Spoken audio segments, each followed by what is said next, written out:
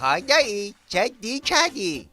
ببخشید دایی، رفته بودم خرید. چی خریدی؟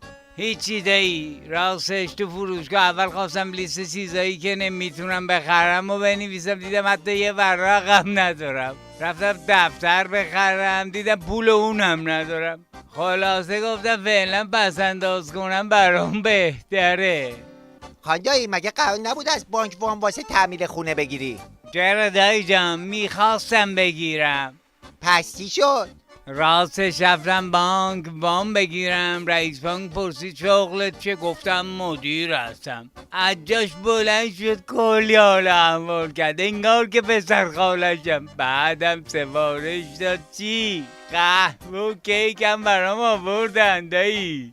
بعد چی شد؟ هیچی دایی جان، پرسید مدیر کجا هستی؟ گفتم تو تلگرام مدیر گروه حمایت از کارگران هستم. نفهمیدم چطور شد یه ماموراش اومدن منو خرکش کنون، از بانک انداختنم بیرون. بیشور نداشت حداقل کیک و قهوه رو بخوریم بعد بندازه بیرون. خدایی شما که این همه درس خوندی وضعت اینه، پس چرا این همه به من میگه اگه درستو تا آخر بخونی شغل و خونه زندگی خوبی گیرت میاد؟ دایی جان، درس خوندن داریم تا درس خوندن. اگه مثل این حضرات ولایی درس کلاهبرداری و رشوه‌خواری و پاچه‌خواری بخونی، نونت تو روغنه که از ما دور باد. خدایی یعنی شما که این همه درس خوندی مهندس شدی چه سودی واسط داشته؟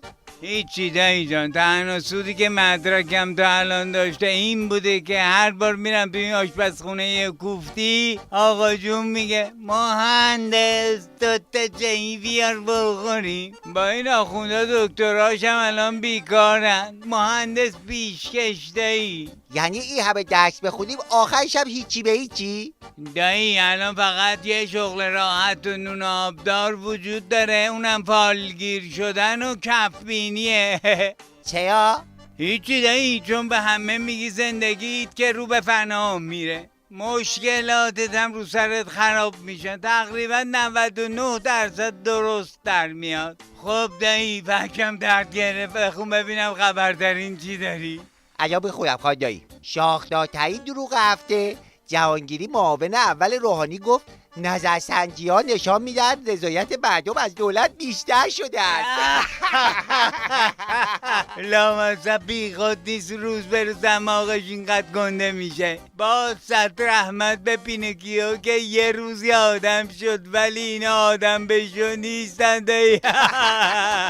خدایی این طرف نظرسنجیشو از کجا گرفته؟ فکر کنم این نظرسنجی رو تو همون هیئت دولت گرفته، چون به خاطر قرنطینه از اونجا بیرون نمیاد. بریم دایی که مغولا با 400 سال حکومتشون به اندازه 24 ساعت اینا خرابی به بار نیاوردن دایی. بریم خدایی.